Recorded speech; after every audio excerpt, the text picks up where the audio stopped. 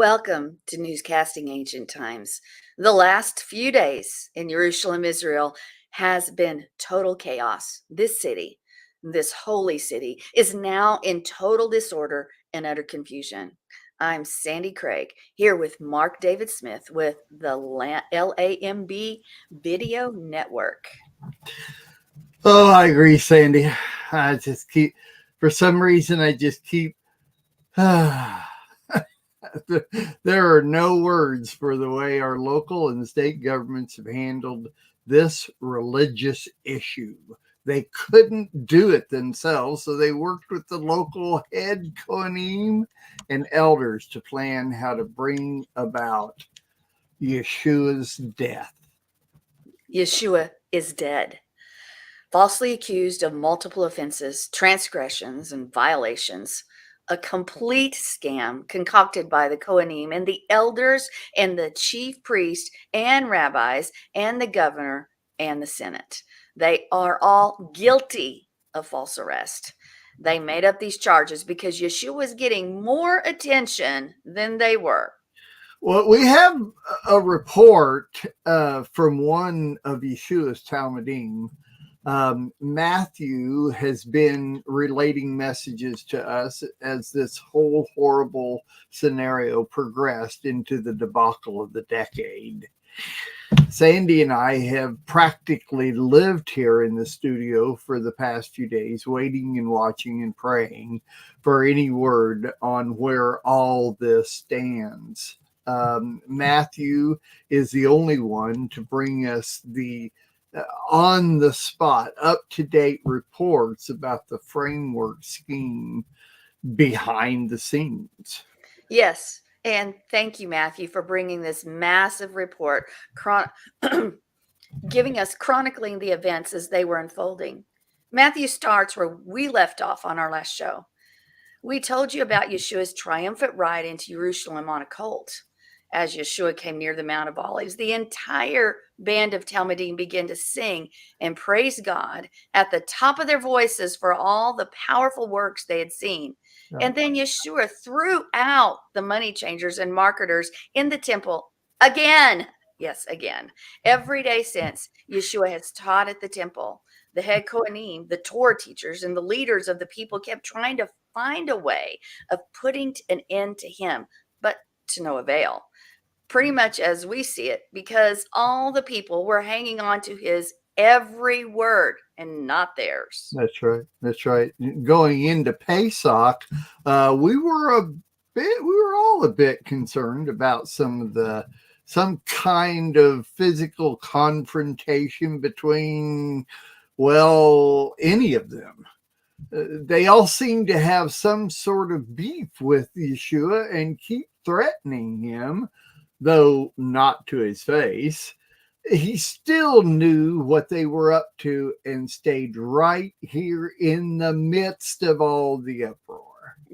I love the fact that he never backed down, but hung in there no matter what was thrown in his face. Anyway, we have Matthew's exclusive account of what happened the past few days, and I'd like to remind you that Matthew is not working with any other news service, only the LAM network exclusively. That's right, Sandy. So let's take up where Matthew starts. Yeshua and his Talmudim held a very personal Pesach Seder where Yeshua mentioned during the Seder, I tell you, I will not drink this fruit of the vine again until the day I drink new wine with you in my Father's kingdom. So, Sandy, Matthew says that Yeshua has alluded to this several times in the past few months. Yeshua knew he was about to be taken and tried. He knew they were after him, and there was no turning back or hiding. Amazing, isn't it? As soon as the Seder was finished, Yeshua went with his Talmudim to a place called Gethsemane and said to them, "Sit here while I go over there and pray." Going on a little further, he fell on his face praying, "My Father, if possible, let this cup pass from me." Yeah, not what I want, but what you want. And then he returned to the Talmudim and found them sleeping. Yep. He said to Kefa, were you so weak that you couldn't stay awake with for even an hour? Stay awake and pray that you will not be put to the test. The spirit indeed is eager, but human nature is weak. A second time he went off and prayed. And again he returned and found them sleeping. Their eyes were so heavy. Leaving them again, he went off and prayed a third time. Then he came to the Talmudim and said, for now, go on sleeping, take a rest. Look, the time has come for the Son of Man to be betrayed into the hands of sinners. Get up, let's go. Here comes my betrayer. Mark? While Yeshua was still speaking, Yehuda came, and with him a large crowd carrying swords and clubs from the head Kohanim and elders of the people. The betrayer had arranged to give them a signal. He had told them that the man I kiss is the one you want. Grab him. Yehuda went straight up to Yeshua and said, Shalom, Rabbi, and kissed him. Yeshua said to him, friend, do what you came to do. Then they moved forward, laid hold of Yeshua, and arrested him. Kefa reached for his sword, drew it out, and struck at the servant of the Kohen Hagadol, cutting off his ear. Yeshua said to him, put away your sword back where it belongs, for everyone who uses the sword will die by the sword. Don't you know that I can ask my Father, and he will instantly provide more than a dozen armies of angels to help me?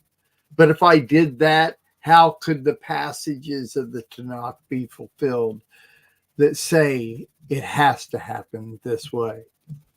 Then Yeshua addressed the crowd. So you came out to take me with swords and clubs the way you would the leader of a rebellion. Every day I sat in the temple court teaching, and you didn't seize me then. But all this has happened so that what the prophets wrote may be fulfilled. And Matthew goes on to say, then we all deserted him and ran away.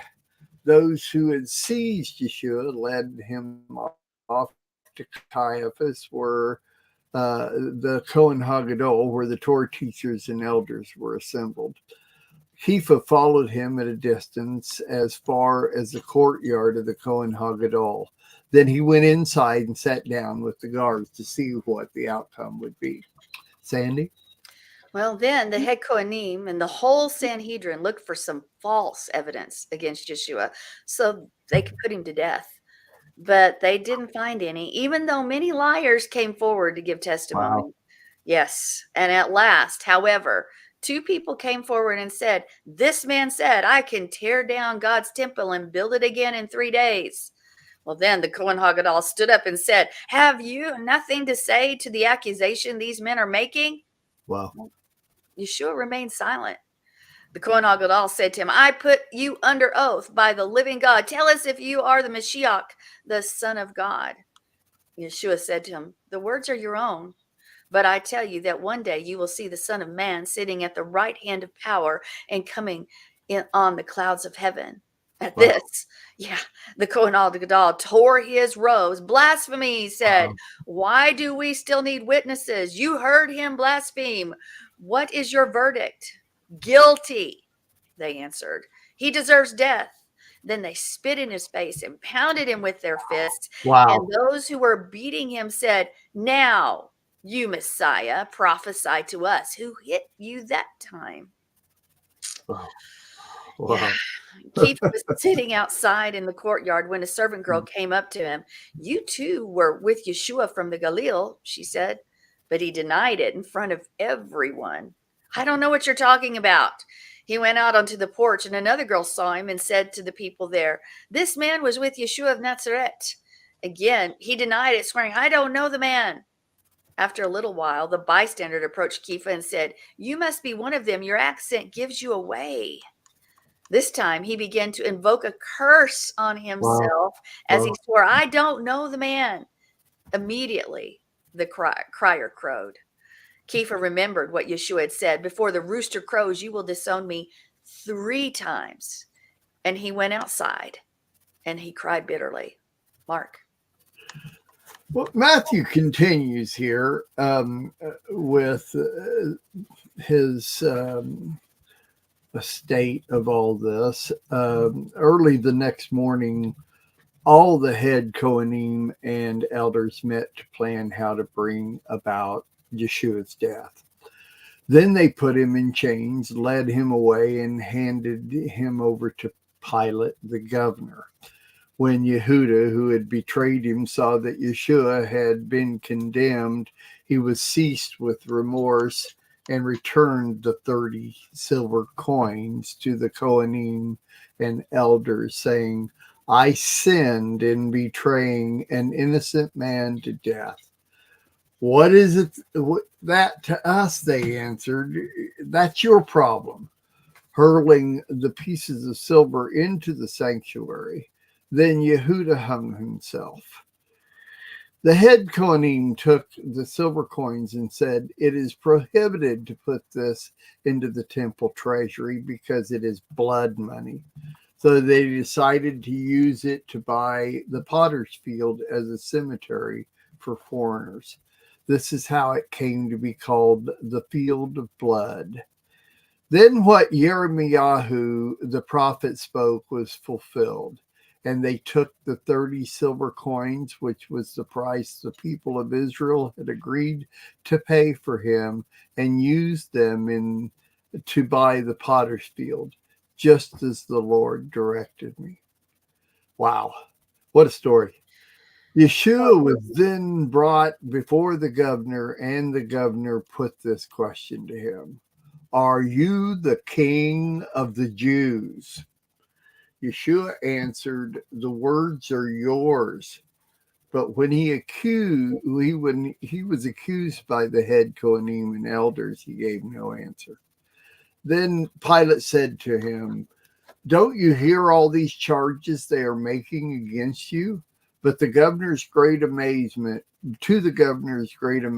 he did not say a single word in reply to the accusations. It was the governor's custom during a festival to set free one prisoner, whomever the crowd asked for. There was at that time a notorious prisoner being held named Yeshua Bar Abba. So when a crowd had gathered, Pilate said to them, whom do you want me to set free for you? Bar-Abba or Yeshua, called the Messiah? For he understood that it was out of jealousy that they had handed him over. While he was sitting in court, his wife sent him a message said, leave that innocent man alone. Today in a dream I suffered terribly because of him. But the head Kohanim persuaded the crowd to ask for Barabbas' release and to have Yeshua executed on the stake. Which of the two do you want me to set free for you? Asked the governor. Barabbas, they answered. Pilate said to them, then what should I do with Yeshua, called the Messiah? They all said, put him to death on the stake. Put him to death on the stake. When he asked why, what crime has he committed, they shouted all the louder, put him to death on the stake. When Yeshua saw that he was accomplishing nothing, when Pilate saw that he was accomplishing nothing, but rather that a riot was started, he took water, washed his hands in front of the crowd, and said, my hands are clean of this man's blood. It's your responsibility. All the people answered, his blood is on us and on our children. I could never make that statement. Oh my goodness. Sandi, go ahead with the next section. Even though you and I have read this already, it is still quite heavy to read again. It's yours. Yes. I agree. And all this draws on some heavy emotions. Wow, wow. But like Mark, I want to remain professional. Sure. So then Pilate released to them Barabbas. But Yeshua, after having him whipped, was handed over to be executed on a stake. The governor's soldiers took Yeshua into the headquarter building, and the whole battalion gathered around him. They stripped him of his clothes and put on him a scarlet robe, wove wove thorn branches into a crown and put it on his head and put a stick in his right hand. They then kneeled in front of him and made fun of him. Hail to the King of the Jews. Then they spit on him and used the stick to beat him about the head. When they had finished ridiculing him, they took off the robe, put his own clothes back on him, and led him away to be nailed to the execution stake. And as they were leaving, they met a man from Cyrene named Shimon, and they forced him to carry Yeshua's execution stake. Oh, That when they arrived at a place called Golgotha, which means the place of the skull, they gave him wine mixed with bitter gall to drink. But after tasting it, Yeshua would not drink it. After they had nailed him to the stake, they divided his clothes among them by throwing dice, and then they sat down to keep watch over him there. Above his head, they placed the written notice stating the charge against him. This is Yeshua, the King of the Jews. that's a charge. Mark, That's a charge. I don't see how. That's a charge. Gosh. Then two robbers were placed on execution stakes with him, one on the right and one on the left. People passing by hurled insults at him, shaking their heads and saying, "So you can destroy the temple, can you? And rebuild it in 3 days, huh? Save yourself if you are the Son of God and come down from the stake." Likewise, the head Kohanim jeered at him. The head Kohanim, these are people that should be teaching, to be. Anyway, along with the Torah teachers and elders, they all said, "He saved others, but he can't save himself. So he's king of Israel, is he? Let him come down now from the stake. Then we'll believe. He trusted God. So let God rescue him if he wants him." Wow. After all, he did say, "I'm the Son of God." Even the robbers nailed up with him, insulted him in the same way. Wow. Wow, wow, wow. From noon until 3 o'clock in the afternoon, all the land was covered with darkness. At about that in itself is unreal. At about 3, Yeshua uttered a loud cry, "Eli, Eli, lama sabachthani. My God, why have you deserted me?" On hearing this, some of the bystanders said, "He's calling for Eliyahu." Immediately, one of them ran and took a sponge, soaked it in vinegar, put it on a stick, and gave it to him to drink. The rest said, "Wait, let's see if Eliyahu comes and rescues him." But Yeshua, again crying out in a loud voice, yielded up his spirit. At that moment, the parochet in the temple was ripped in two from top to bottom. And there was an earthquake with rocks splitting apart. I remember this happening. Also, the graves were opened, and the bodies of many holy people who had died were raised to life. And after Yeshua rose, they came out of the graves and went into the holy city where many people saw them. When the Roman officer and those with him who were keeping watch over Yeshua saw the earthquake and what was happening, they were awestruck and said, "He really was the Son of God." Wow. There were many women there looking on from a distance, and they had followed Yeshua from the Galilee, helping him. Among them were Miriam from Magdala, Miriam, the mother of Yaakov, and Joseph, the mother of Zadi's son. Towards evening, there came a wealthy man from Ramatim named Yosef, who called himself a Talmudim of Yeshua. He approached Pilate and asked for Yeshua's body, and Pilate ordered it to be given to him. Joseph took the body, wrapped it in a clean linen sheet, and laid it in his own tomb, which he had recently had cut out of a rock. After rolling a large stone in front of the entrance of the tomb, he went away. Miriam of Magdala and the other Miriam stayed there, sitting opposite the grave. Next day, after the preparation, the head Kohanim and the Prishim went together to Pilate and said, "Sir, we remember what the deceiver said while he was still alive. After 3 days I will be raised. Therefore, order that the grave be made secure till the 3rd day. Otherwise, the Talmudim may come, steal him away, and say to the people, he was raised from the dead, and the last deception will be worse than the first." Pilate said to them, Pilate said to them, "You may have your guard. Go and make the grave as secure as you know how." So they went and made the grave secure by sealing the stone and putting the guard on watch. And that's where Matthew leaves it. I know we've only been following this story for the past couple of years, but I have to tell you, in all the years that I've covered Israel news, I have never been more impacted and even somewhat obsessed with every step of the story. I have to know more about this man, this God on earth. He cannot be dead, Mark. He cannot be dead. I'm with you. It's just almost impossible to accept. I too have covered some of the major stories happening in our tiny Israel. Compared to other countries, our small patch of land has had its shares of conflicts and wars. And we always come out ahead. We need a Messiah, and I hesitated too long, Sandi. I know I knew Yeshua was the Messiah long before I gave in. I just needed confirmation, not faith. I needed confirmation for my faith to come to fruition.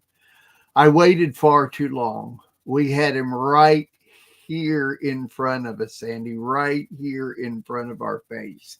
He was there to ask anything.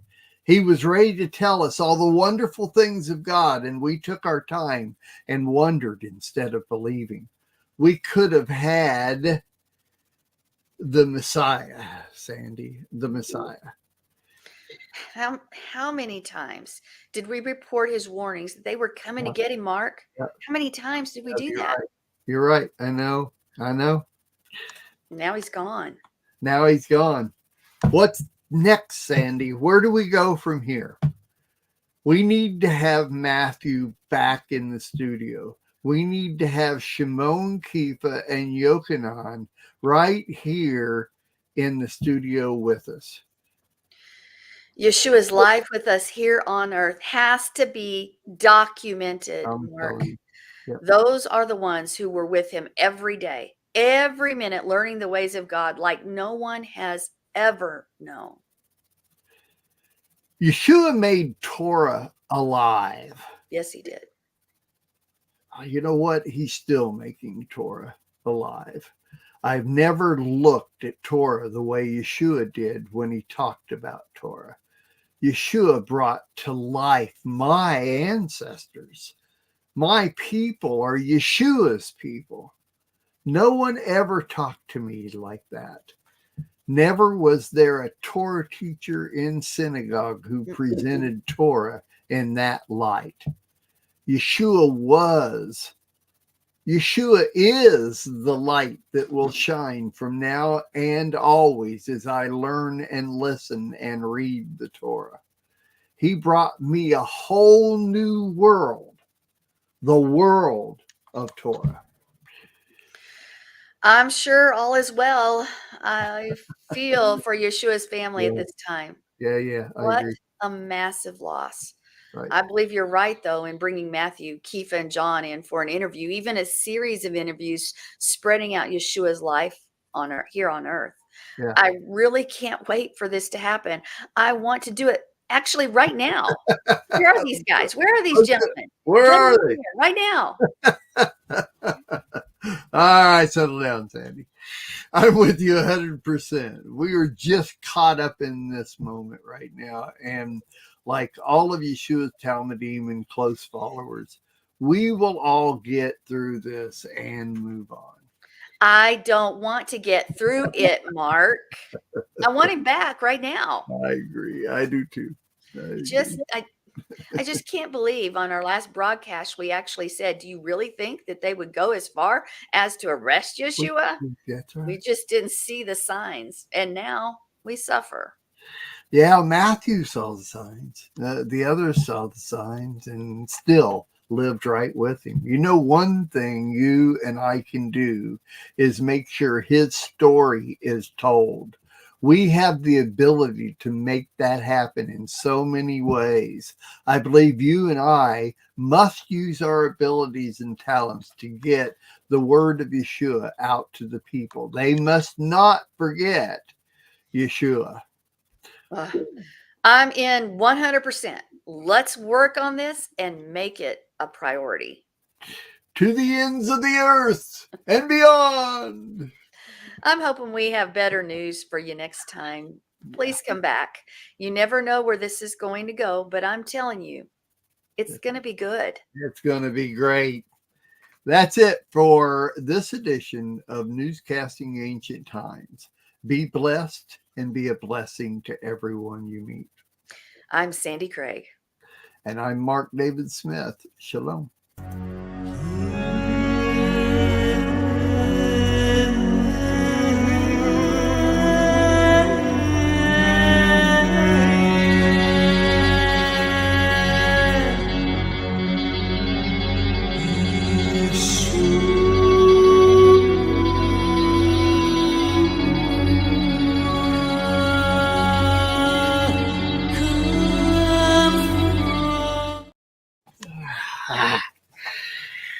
Wow.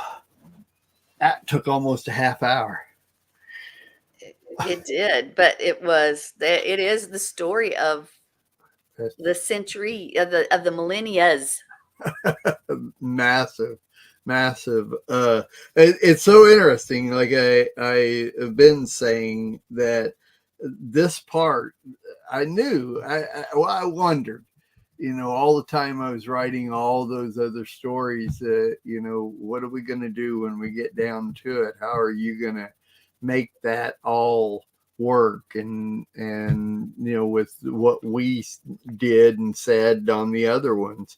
And once again, it's like you start writing it and it comes out. And it's like when I write these, I don't ever really have a full plan. I may have an idea of a way to go one way or the other based on whatever verses I'm using to write the story.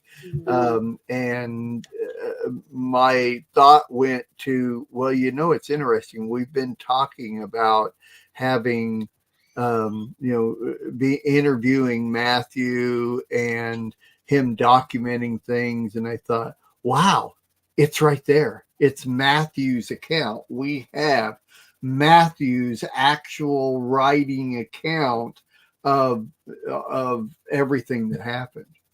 And it's just right there. So it's like the story wrote itself. The script wrote itself, and you just have to adjust so that you're saying it, in the right timing and that type of thing. So it worked really well, I thought, to just put that and then how you and I have been going through all of these different things. And so interesting. It was perfect. It was good. Interesting. So I guess the next one is taking it from that point on. Well, everybody's going to have to stay tuned and listen to another broadcast of Newscasting Ancient Times. Yep. That was fun. That was a fun one. That was fun. That wasn't fun. It was good. It was very serious. It was a very serious story. It's good. It is. And I've said several times that I think everybody ought to read that part of the Gospels, of course, and keep going to the end. Catholics probably liked that this one I wrote today, because to them Jesus is still up on the cross. That's true. Been in a Catholic church, Jesus is still up on the cross, and so it's kind of like anyway. I'll shut up about that now. You don't have to. It is. No, I'm with you. All these different viewpoints on these different things. Love it. All right. Well, there you go. We'll get the next one going soon. Yep. So that's why everybody has to stay tuned, because you never know what you're going to get. That's right. Like a box of chocolates. That's right. All right. Are we ready to go to second, third, or? We are. We're ready. All right. Here we go. We'll be right back.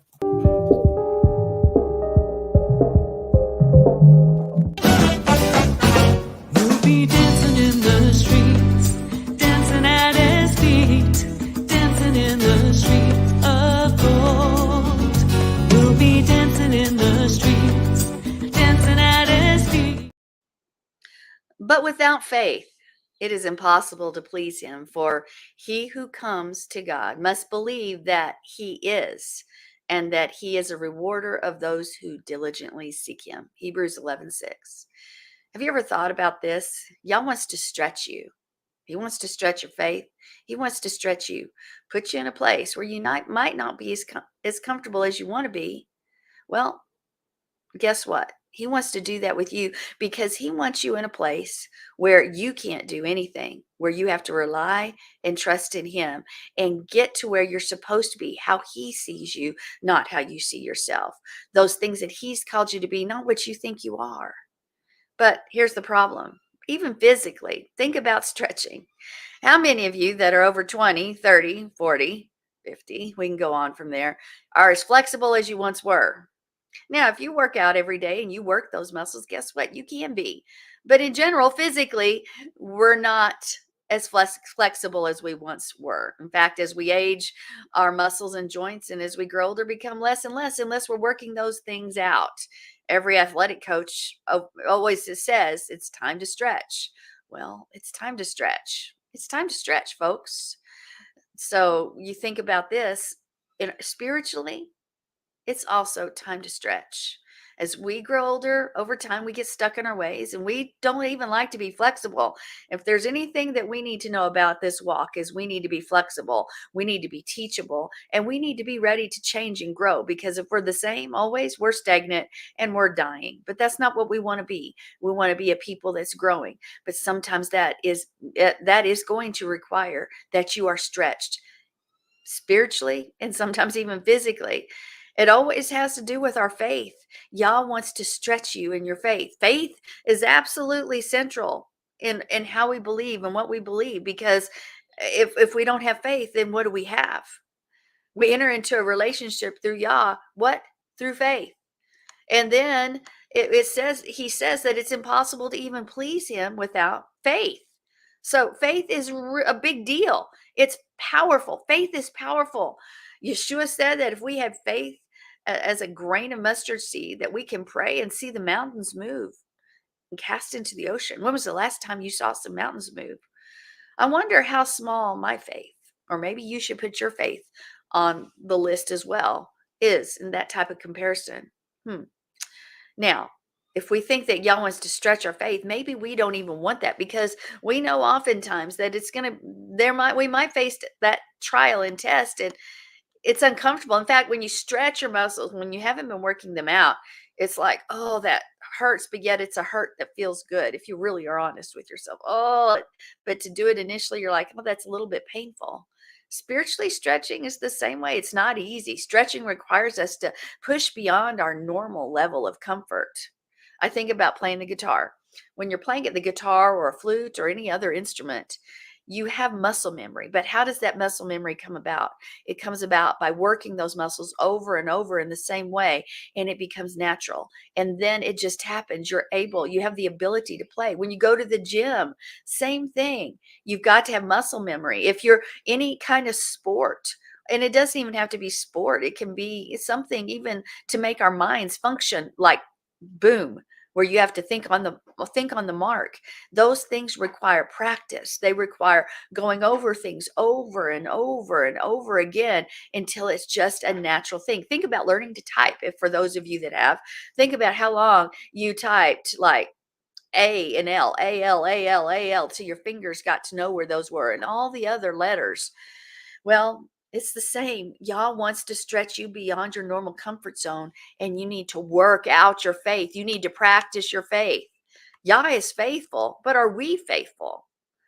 Yah is faithful. Deuteronomy 32:4 says, a God of faithfulness and without injustice, righteous and upright is he. And then you go over to Deuteronomy 32:4 and another in the NASB, it says, the rock, his work is perfect, for all his ways are just, a God of faithfulness and without injustice, righteousness and upright is he. I love that. Well, faithfulness, think about it. Does Moses' next line describe you? Does it describe Yahweh? Is he a Yah truly that's faithful? Well, we know what the word of faith is in Hebrew. It's emunah, which we've got that. But right now we need to remember that emunah is about an attitude. It's about a conduct, not about some abstract idea that we've all learned of before in our past times. Yeah, that's not faith in an abstract idea. Attitude, conduct. In other words, Yah wants us to demonstrate. He wants us to demonstrate that faith. God wants also to demonstrate himself to us. But his actions are consistent with his promises. But are we people whose words are consistent, our actions are consistent with our words? It's a question we need to ask. Is that our definition of faithful? Are you a person who does what you say you're going to do? A person who always keeps his promise? Or are you one who promises a lot and does nothing or does very little to keep it up? Perhaps the word Emunah is growing on you and you're walking the pathway with Yah and discovering that you're becoming more and more like him. Hallelujah, if you are someone who is more and more reliable and trustworthy. Well, hopefully, if we are people of Yah, that is what people know us as, reliable and trustworthy. Because what Moshe says about Yah is exactly the same thing as what Yeshua asks of you and he asks of me. Become one who always does what you promise to do. Yeah, this is about stretching your faith, but we need to start with square one, don't we? If we don't even do the little things, how can he get us into the bigger things? It's important to realize that emunah is not translated by the Greek word aletheia. No, that's truth. But rather by the Greek word pistis, which is emunah, which is faith in the Greek. It means that the New Testament concept of faith is also about what? Keeping promises. To have faith in Yeshua is to keep his commandments. And once emunah stands behind pistis, we are under that claim of faith without the actions of the commandments. It's just empty. There is no faith without follow through. There's just not. There's no promise without performance. The separation of faith from your action, honestly, it's heresy. Yah wants us to do what we say we're going to do because he does what he says he's going to do. He keeps his promises. He keeps his promises, and his promises are always holy, righteous, and upright, and he never fails. Sounds a little bit like love in 1 Corinthians, because it is love and faith. Now, here's the problem. We also go to Mark 9:23-24, and it says, and Yeshua said to him, if you can, all things are possible to him who believes. Immediately, the boy's father cried out and said, I do believe, but help my unbelief. Is unbelief going to help keep us from stretching ourselves and walking in faith? Yes, but what does that actually mean? What is unbelief? Is it doubting? Is it something else? Well, or maybe it's just the inability to make that leap to the impossible. The impossible. Not really doubting that it could happen, but rather just not seeing how it could happen for you. Sometimes it's a lot easier believing for other people, but when it comes to you, you're like, I'm not so sure about that. Maybe it's just the apparent absence of Yah. You know, when things are falling apart and you desperately want them to get fixed, but no one, especially Yah, shows up, or at least you think he's not showing up because you want him to do exactly what you think he should do. Remember that word, that apistia, or is that Greek word for faith, is about action. It's not thinking. Action. What action are you playing that's showing your faith? Are you stretching yourself? Well, we probably don't stretch ourselves enough. If you're not uncomfortable, then you're probably not stretching. The Hebrew idea of faith is reliability, not right answers. Remember that. Don't lose heart. So when you find yourself at wit's end, not knowing what to do, well, you trust and you have faith. That means you have action. That means you do what you say you're going to do. You act on what you say you believe. Don't get discouraged. This guy's discouraged, but you're not supposed to be. The man who came to Yeshua and his disciples, he wanted his son to be well because he had heard and seen and etc. other people healed. But he didn't doubt it. But when it came to his son, he was tottering because can it really happen to me? He knew healing was available, but that wonder of it all escaped his desire. I wonder escaped desire. Well, why couldn't it be for me, for us? Guys, I can't tell you how often that happens where we stand out and we talk about faith and we talk about miracle power and we talk about all the things he does, and it's easy to see in other people's lives and it's easy to see the miracles, but when the test comes to us, it's harder to stand. It's harder to be stretched. It's harder to stay on course. It's harder to believe. But isn't that the whole point? You're supposed to believe even when it seems impossible. Stretch your faith. See, that conviction brought him to Yeshua in the first place, and he began to sink in the waters and saying, I'm doubting. I'm not letting that desire to keep going trump everything else. See, Yah wants you to believe and he wants to stretch you. But in order to be stretched, you have to go to a place that's beyond your normal, that's not comfortable, a place where it seems impossible, because he is the Yah of the impossible. He is our supernatural miracle worker, way maker kind of Yah, who keeps his promises, whose word did not return void. But he wants us to partner with him in all of this. And that means we must be stretched and we must believe the impossible, not only for the people down the street and the people in our congregation and those that we hear about, but you've got to believe the impossible for you and your family and those that you love. And it's likely he wants to stretch your faith today. Consider this. God may want you to do something that stretches you, but he may want you to stop doing something which stretches you. Yeah. He may want you to give something that's going to stretch you beyond anything, but he may want you to say something that's going to stretch you, or may want you to be silent. Sometimes silence is harder than speaking. Yeah. And that's going to stretch you. He may want you to give up something, sell something, give something away, buy something. Maybe the ministry needs, I don't know. He may want you to start something new, birth something, but he also may want you to end something that's going to stretch your faith. He may want you to love someone that's unlovable. The chances are Yah likely wants to stretch you in many ways, not just a singular way. Yeah, many ways. So being stretched. It's not comfortable. It may not be what you want, but it really, honestly, if we're going to believe in the God of the impossible, and we are going to live it out and put action, because remember, without the action, there's no faith, then we are going to have to walk in the impossible. It's not easy, but it's not supposed to be, because when we're in that place, that's the end of ourselves, then Yahweh himself is the one who gets the credit, who gets the glory, and is the only way we can accomplish the things we're supposed to.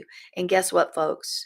He is the only way that you can accomplish what you are supposed to do and become who you were supposed to be stretched and trust in him as you walk in faith and put that doubt behind, because you have the desire to fulfill the purposes for which he's called you. Mark. What? Hello. Hello.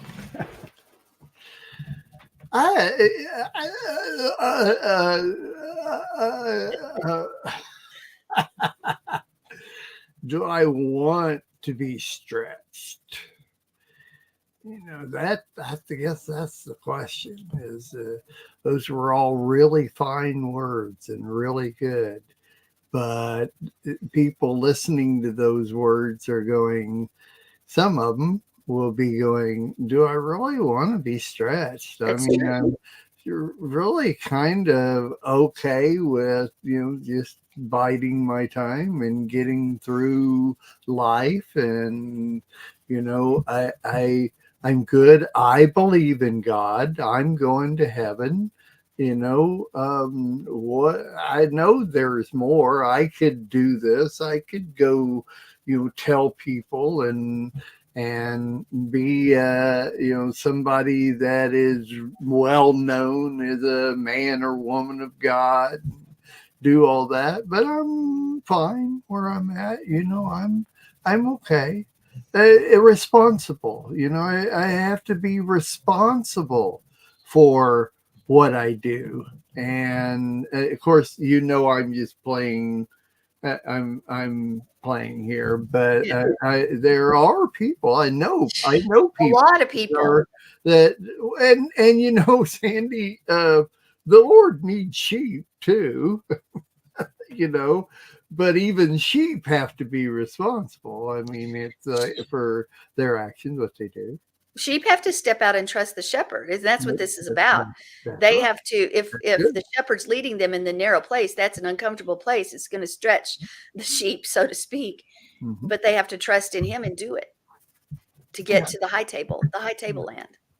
Yeah. So Well, this, I mean, if it stresses you to stretch, let's put it that way. If it stresses you to stretch things out, then, ask the Lord to give you strength to do what He wants you to do. I mean, because you and we don't have a problem with this. We once we latched on to what we believe, there was no turning back, and we had to just go full force into it, because that's, of course, that's just the way you were raised. That's your whole life has kind of been that way, where mine hasn't.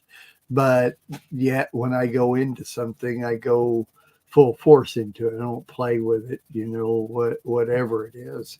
And I don't know. So let me go through my follow through. You once again, I think I'm going to take the other side, because not everybody is interested in follow through, to make themselves more than what they just have to be. And that stretching is something that you have to like. Okay. In other words, I want to know more. It's not a position of I'm fine with where I'm at, and I think a lot of it boils down to that of understanding that it's not a reward, but our lives become better the more we stretch ourselves in our understanding and in our belief system, in our trust. And that faith boils down to really understanding your faith. For me, it's a real understanding. I don't believe in blind faith. I don't think I believe in blind faith. We've talked about this before. Blind faith is just the fact that to me, the definition is just I hear something and I automatically just have faith in the fact that that's right or whatever, and don't really have anything to back that up. And so I think a lot of people don't want to have something like that. They have to have constant input to make something keep going, because it's following the path of least resistance. How about that? There's a saying that is prevalent in today's society, is following the path of least resistance. And to pursue or stretch myself is pushing through that resistance. And if I have to push through and I don't make it, then now I'm falling back and my faith is not growing, because our faith is to grow. We're each one of us is given a measure of faith, and it's up to us to grow that faith. I used to teach that you take a 10-year-old boy and a 40-year-old man. Okay. Both of them have exactly the same muscles and bones and tissue and everything. The 10-year-old boy, the 40-year-old man. The 40-year-old man had to feed that tissue, the bones, the muscle, and everything to become the 40-year-old man. And it's the same thing with the 10-year-old kid. He has got to want to live. He's got to want to progress his body. He's got to want to grow. See, I mean, you give up and you're not growing anymore. But it's the same thing with faith, is that you have a measure of faith, but it's up to us to feed that. And that feeding, to me, is that stretching, is that going to the next step. Once I do one step, I'm stretching and I'm going to another step. You and I don't even think we look at it like that. It's just that whatever there is, whatever we can get and be a part of, so that I know, I'm progressing all the time, is where we're at. But not everybody wants to progress, unless it's rewarding. You see what I'm saying? I think a lot of people don't push their faith unless they receive rewards.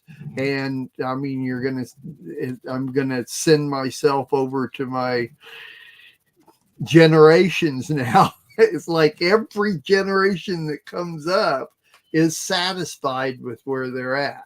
They're not pushing it anymore. It's like they have their areas they want to push in, but not in a faith area.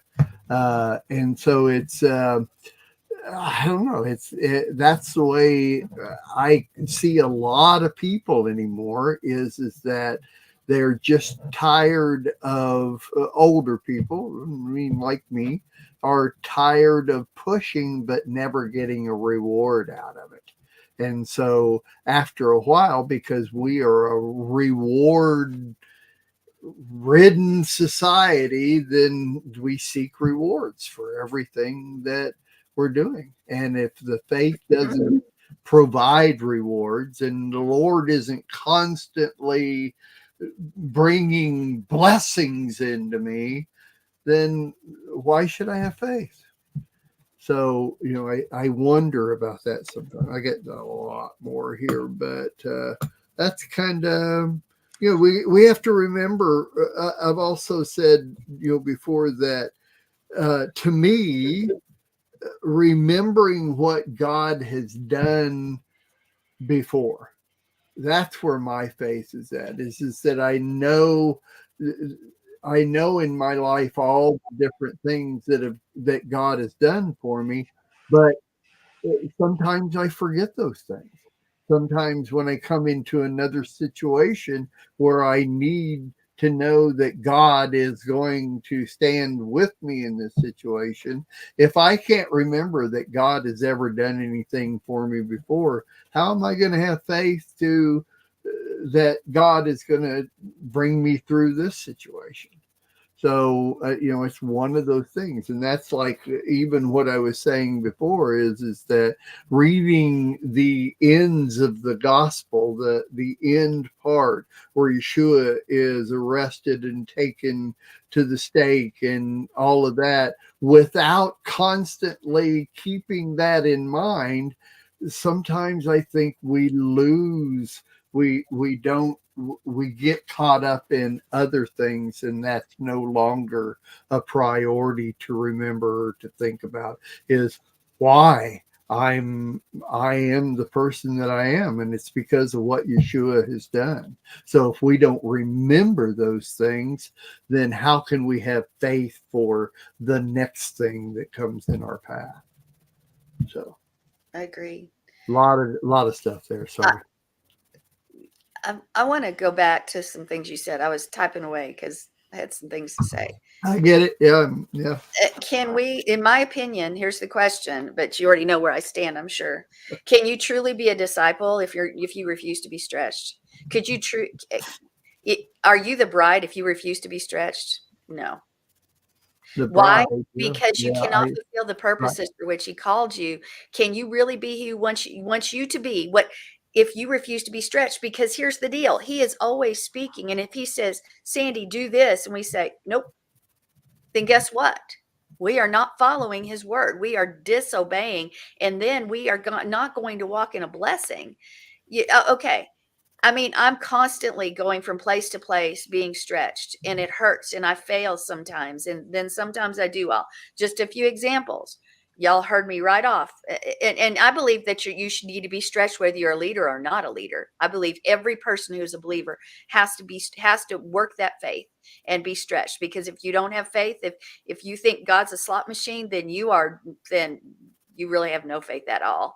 But when I was just doing music, and you've heard me say this before, but I'm going to say it again because it goes here. And they came up to me, and the leaders at a big mega church, then it was only 5,000. Now it's like 15,000.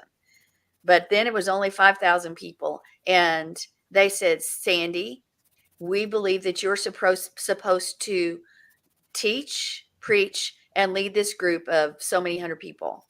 And I was like, no. I can't do that. I do instruments and I sing. I don't know how to do that. And they said, we've prayed about it and you're the one.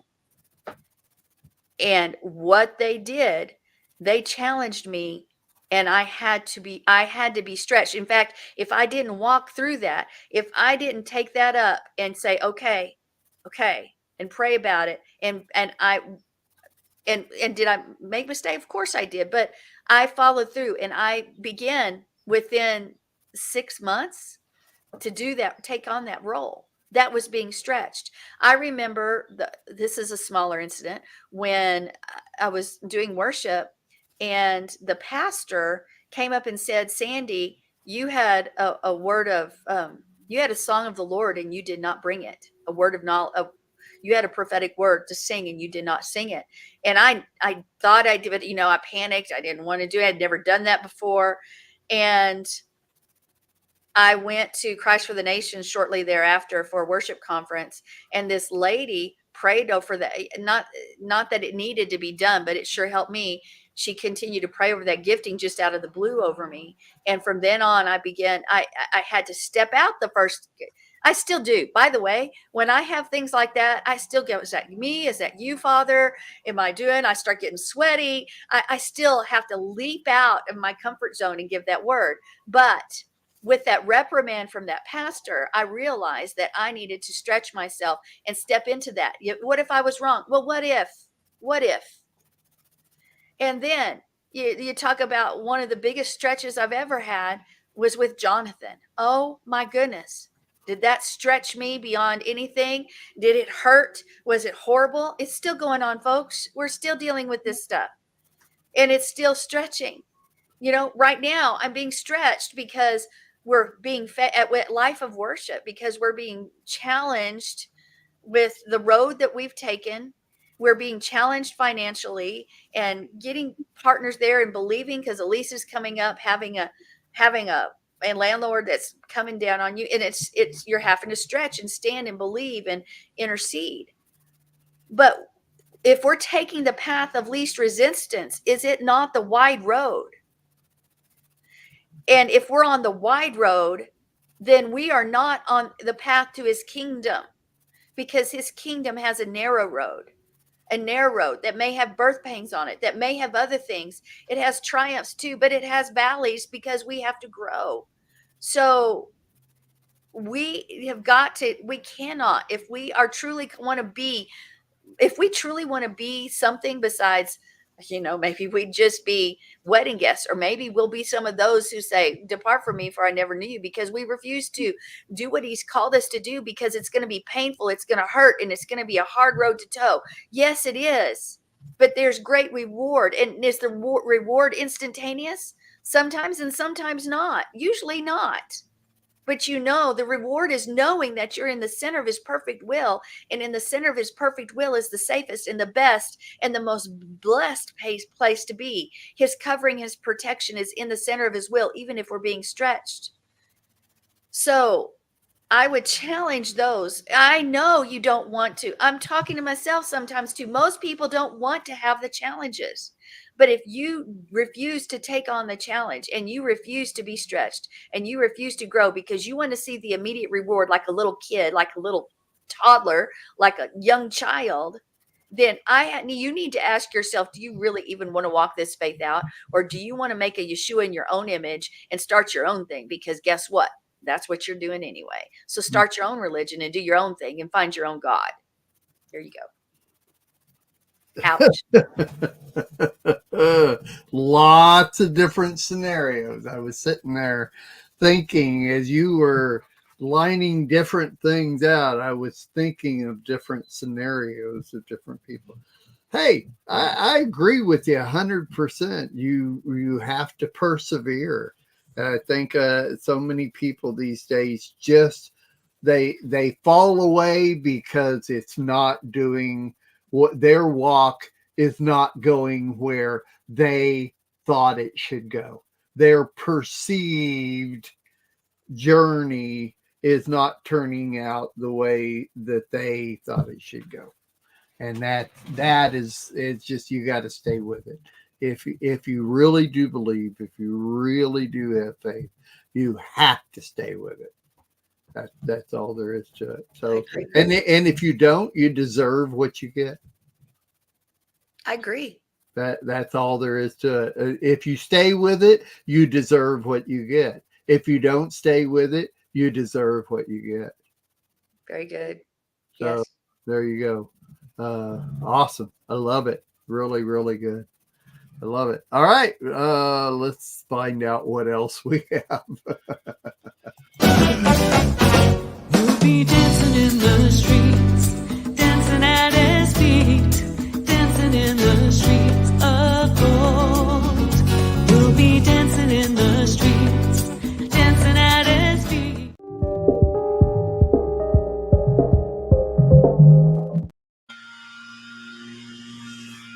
Sorry, they're doing the lawn next door and it's very loud.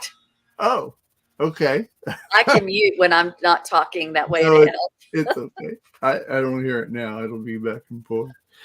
Okay, well, we both got a couple little things we'll share here in the end, but I just want to jump over to something really quick. And, everybody that's watching, if you watch on a regular basis, you know that Sandi and I do top 10 things every once in a while. And Sandi and I are always kind of searching different places for different top 10s or, things that people come up with.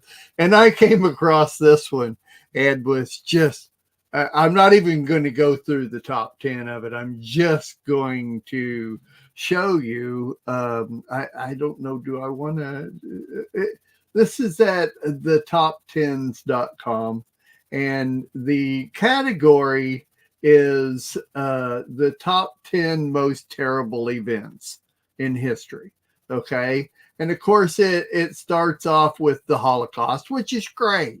That is probably one of the worst events that has ever.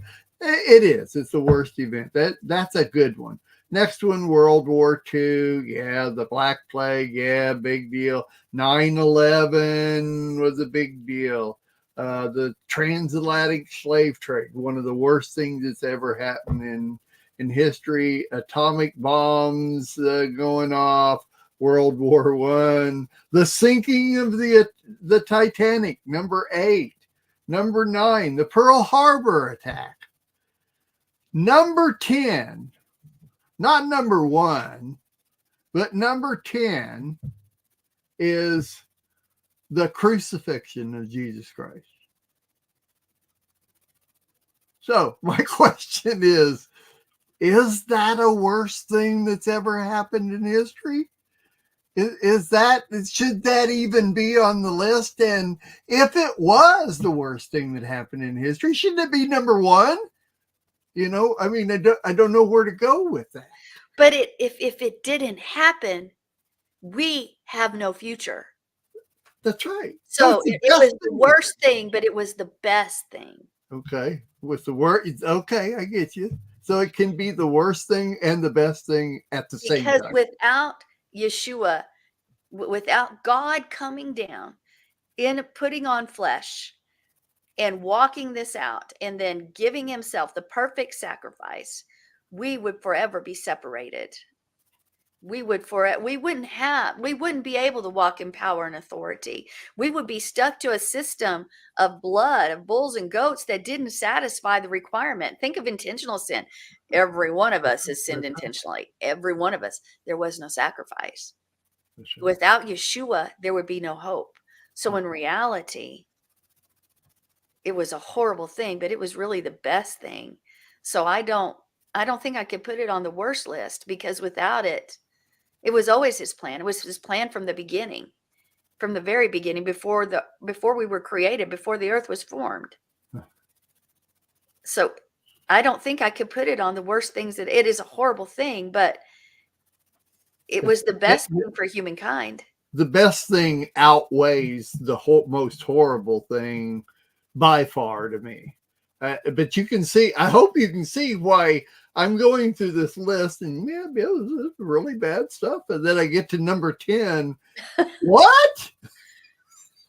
What? And my brain is going crazy trying to figure out, well, shouldn't that have been at the top of the list? Wait, hold up. Should it be on the list at all? I didn't know. So I had to bring it in this way, because I couldn't literally use their top 10 because I didn't agree with number 10. So I don't know. I thought that was interesting. I don't ever think we think of it that way, you know, and because it was such a wonderful gift. Yeah. I mean, it's something we thank him for. Yeah. Thank you. So we don't thank him for a horrible thing. Well, no, sometimes the trials are good because it straightens us up, but yeah. Well, so if you've been with us today from the very beginning and you saw the newscasting Ancient Times that Sandi and I did at the first of the show, realize that we don't believe the end of that newscasting Ancient Events or Ancient Times is the end of that. Be aware, we will go on from there, because we left, if you're just coming in the first part of our show, we left Yeshua dead. And Cliffhanger, that's what it is. We left you with a cliffhanger. So can't wait for the next one. All right. Okay. Well, I thought this kind of worked with that. It does. Perfect. The whole show, faith, that, all of it. Yeah, I agree. Coming together as one. So, all right, that's my quick little deal. What do you got to offer the last third? All I have is my top 10, and it's not the same. It's silly. That's cool. But it's not really top 10. It's more like top 16. Oh, really? Am I supposed to figure this one out, or are you? You could, or we could do something else. Either way. So I'm gonna save it for another time. I don't know. I got things that I always like these little news stories, these little things. I do too. Our path, and they cause us to think and talk. And I don't know if you heard this Jewish guy named Faust, a very respected businessman, was on an airplane, I guess this past week or a week or so ago.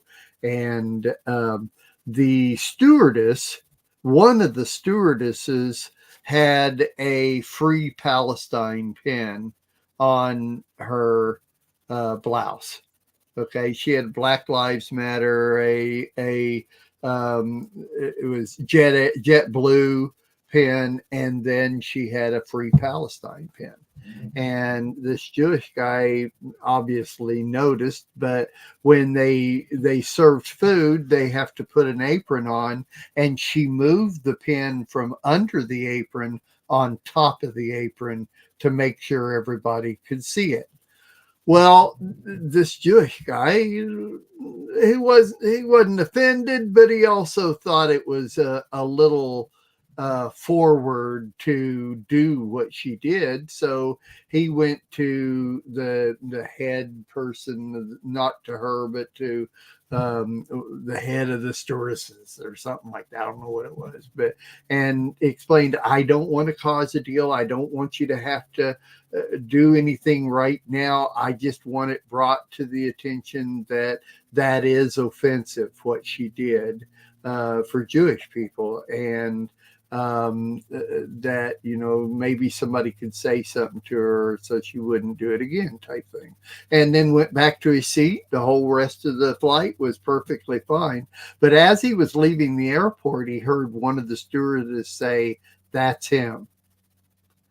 And, you know, so he kind of looked around and couldn't tell which one, but then he walked out. As soon as he got off the ramp out of the plane, he was taken aside by JetBlue people, and, you know, very abruptly, and said, "It's been reported that you caused a disturbance on the plane."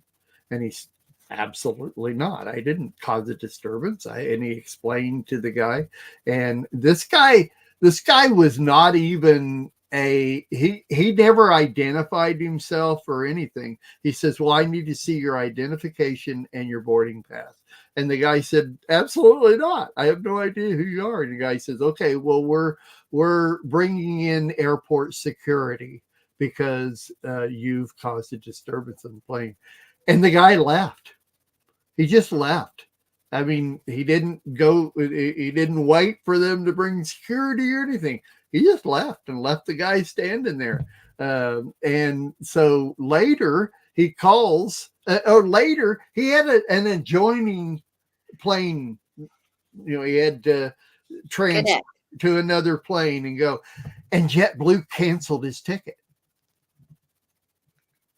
He had to find a whole nother plane to go to his final destination because they canceled his ticket. So once he got home, he gets a hold of JetBlue the next day and explains to them the situation. And very nicely, JetBlue, whoever he talked to, says, "Fine, we'll look into it," and the whole thing. And he gets a call the next day from JetBlue, and they say, "We researched this. As a matter of fact, we even talked to 8 random passengers from that plane and 2 other stewardesses, and every one of them said you did not cause a disturbance on that plane.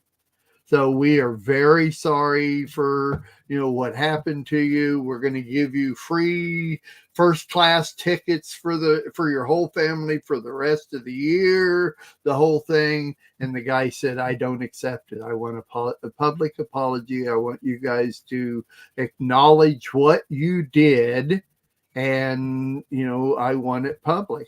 JetBlue says, "We do not make any public statements about anything." So anyway, now this has hit, you know, national headlines and stuff, and what happened to this guy. So You know what I say? Don't fly JetBlue. fine, JetBlue. I'm with you. And you want to know what should happen? That stewardess should be fired. I agree.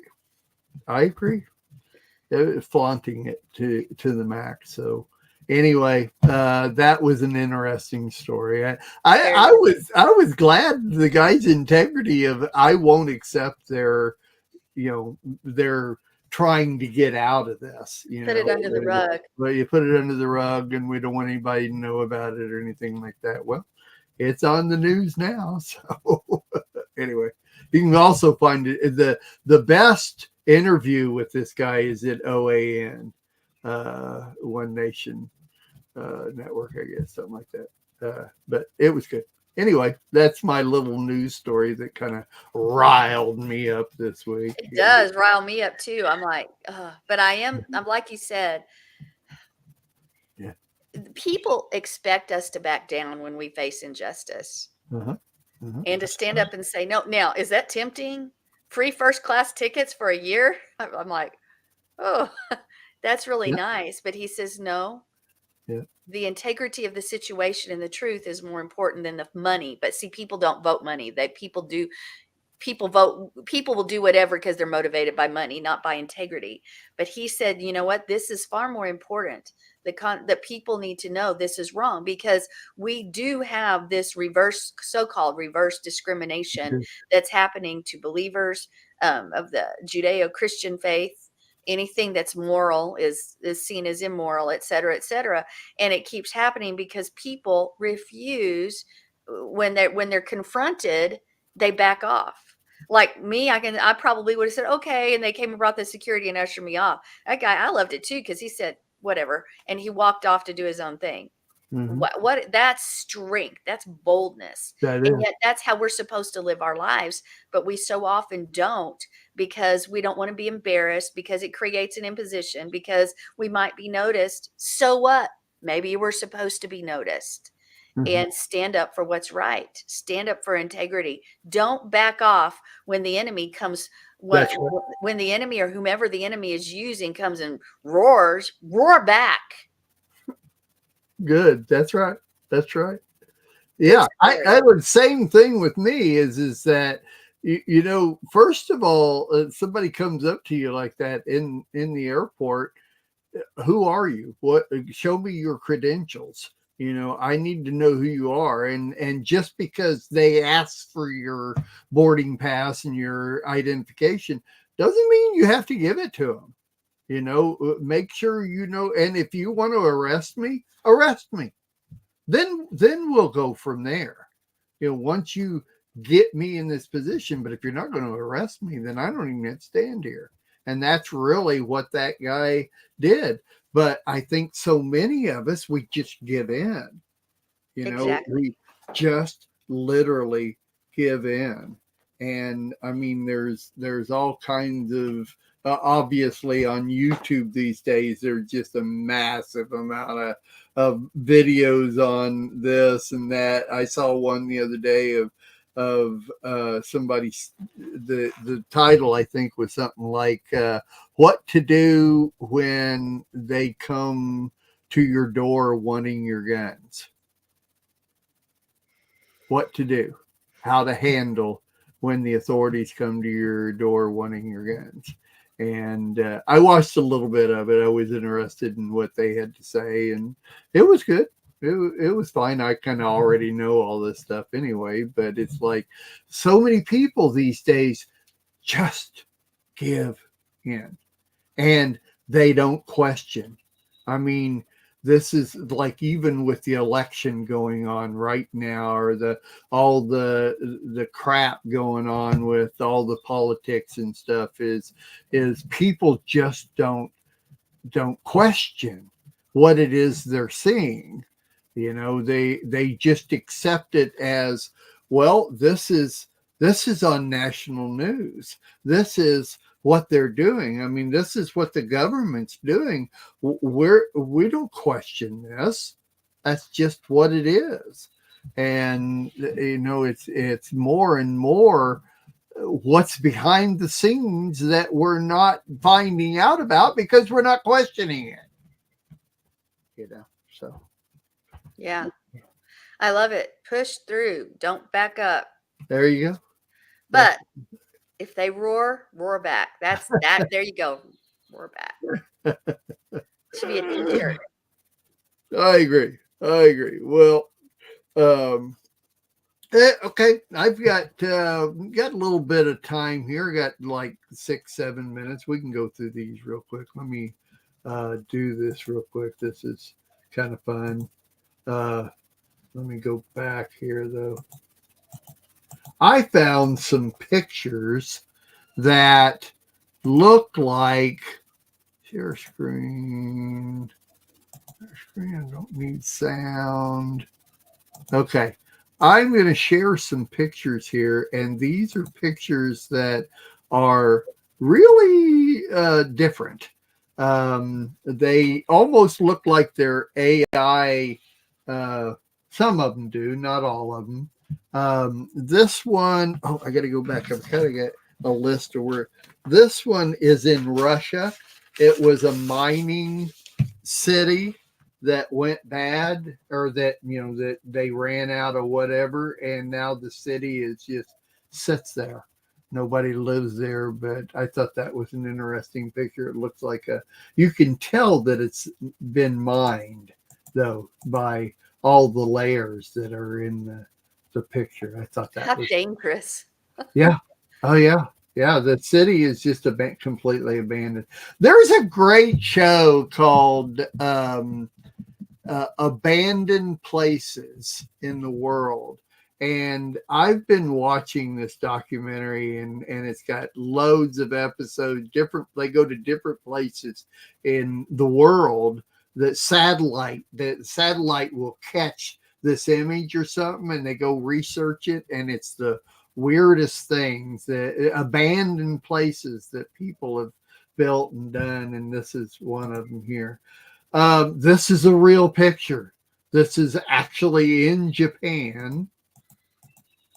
It was brought in and placed privately for an institution, and it's way back where nobody could really see it except for the people back here in these apartment buildings. But isn't that interesting? Why? So it's not a crash. They put it there. Yeah, they put it there. It's a real airplane. What's the purpose? I don't have. I think I don't know the story, but I also saw a report on this in another place, not where I got these from.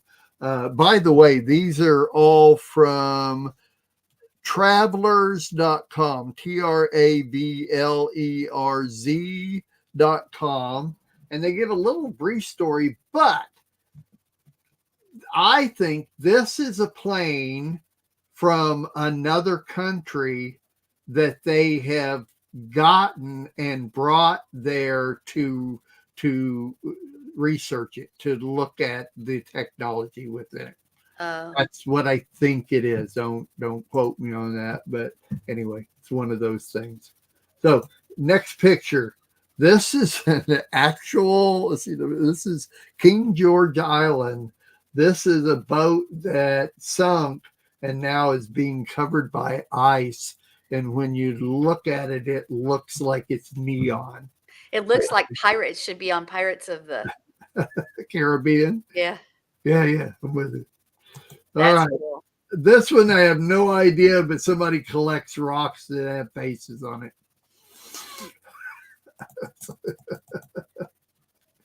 Huh. Not interested. I'm just not interested. This is real, Sandy. I have seen this before. Isn't that weird? In Japan, they grow watermelons like this. Weird.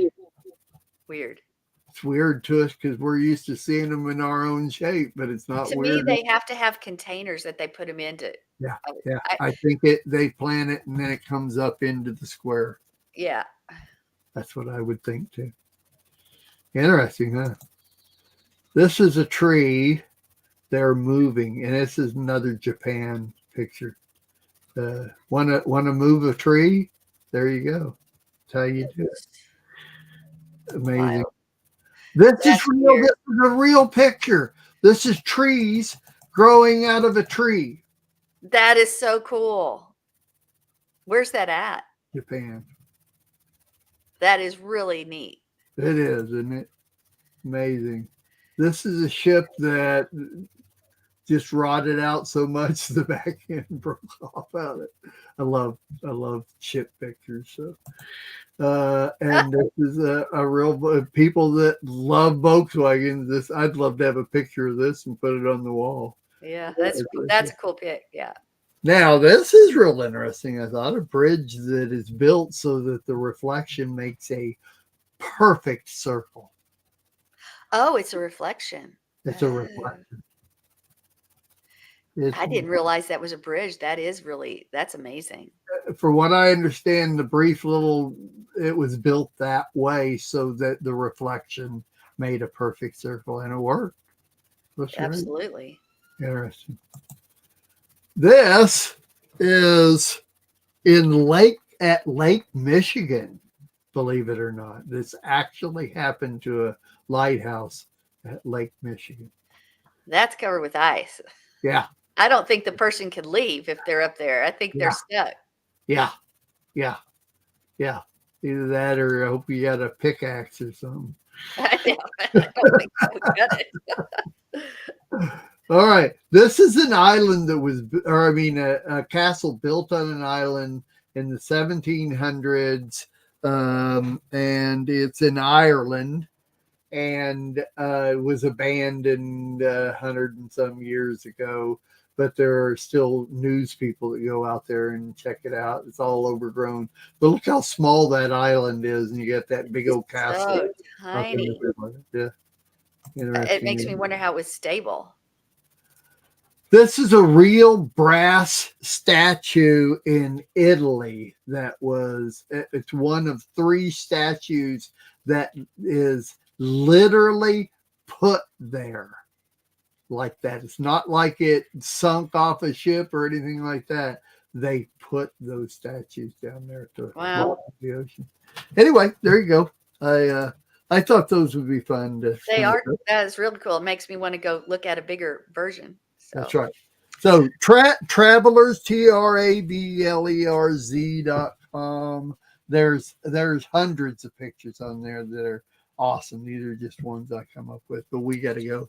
We got to go, Sandy. We got to go. Yes. Right. See you next time. Hopefully we'll see. Well, you'll see us next time. That's right. Let's do that one. All right. Shalom. So have a great week. Okay.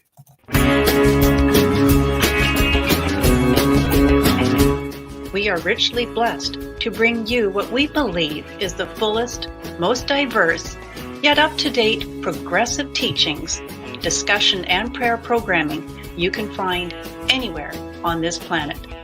Be sure to take the tour of the MessianicLambRadio.com website. I'm Susan Hoogie, thanking you for joining us on the Messianic Lamb Video Network.